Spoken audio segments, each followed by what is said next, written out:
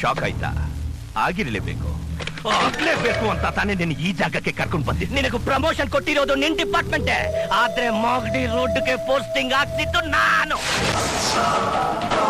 ಈಗೇನ್ ಮಾಡ್ತೀಯ? ಇದು ನನ್ನೂರು, ನನ್ನ ಏರಿಯಾ.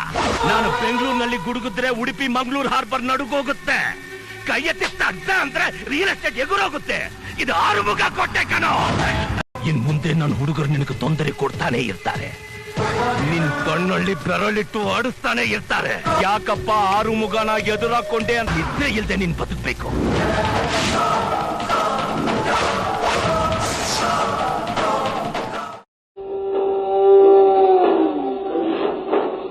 ನಾನಿಲ್ಲಿ ಬರ್ತೀನಿ ಅಂತ ಅನ್ಕೊಂಡಿರ್ಲಿಲ್ಲ. ನಿನ್ ವಿರುದ್ಧ ತಿರುಗಿ ಬರ್ತೀನಿ ಅಂತ ಅನ್ಕೊಂಡಿರ್ಲಿಲ್ಲ.